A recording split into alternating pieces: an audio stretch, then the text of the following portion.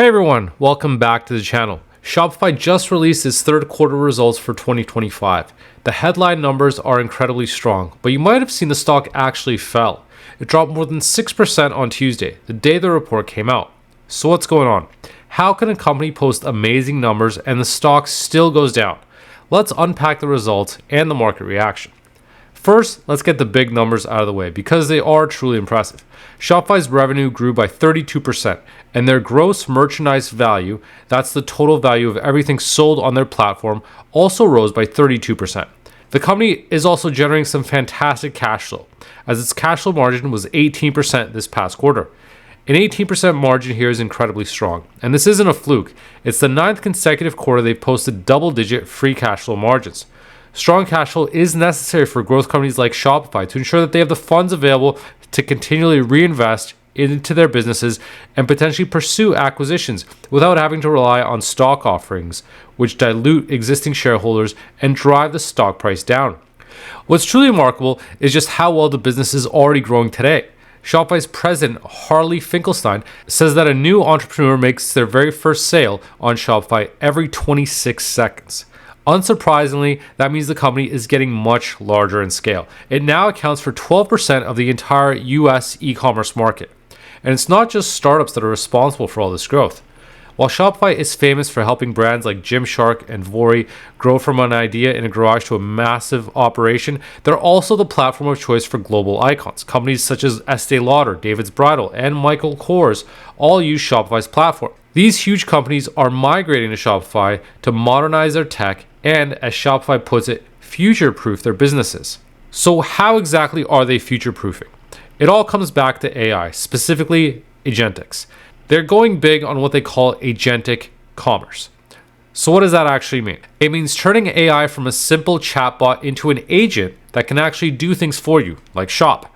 Shopify's management says it is laying the rails for this right now by partnering with the biggest names in AI, including OpenAI, the makers of ChatGPT, Perplexity, and Microsoft's Copilot. Here's an example of what this might mean. Imagine you're in a conversation with ChatGPT. Maybe you're asking for gift ideas for a friend who loves hiking. Instead of just getting a list of ideas, you'll be able to see products from Shopify's merchants right there in the chat.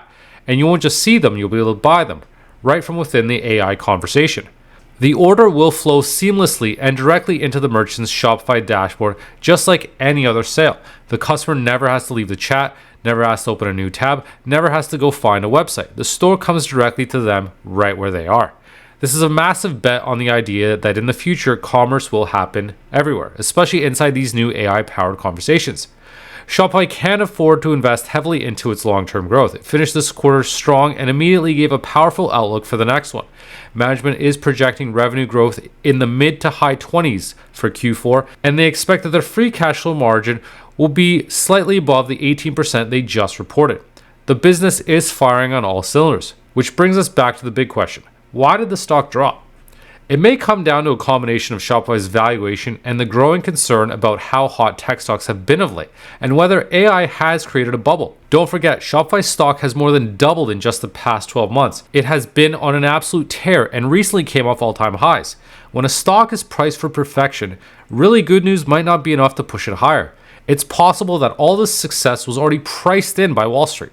Shopify's market cap is hovering around 300 billion Canadian dollars. That makes it the single most valuable stock on the entire Toronto Stock Exchange. So what we're seeing here isn't necessarily a problem with the company. The company is profitable, it's a cash generating machine, and it's innovating. What we're seeing is a market that's taking a breather. But there is also concern that economic conditions aren't ideal. Tariffs could weigh on growth, and when all those question marks are circulating, it can make it difficult for investors to want to buy the stock. Shopify is an excellent company, but its valuation also isn't cheap. It's trading at close to 90 times its estimated future earnings. Personally, I wouldn't buy it at these levels because so much optimism is already priced in at this point, and I'm not confident that upcoming quarters won't be more challenging, especially given all the question marks around the economy these days. It's a good stock, but I wouldn't rush to buy it today. If you are buying it though, you may want to brace for a possible slowdown in the future. So, what do you think about Shopify's earnings report, and do you think it's a good buy today? Let me know in the comments, and as always, thanks so much for watching, and please leave a like and subscribe.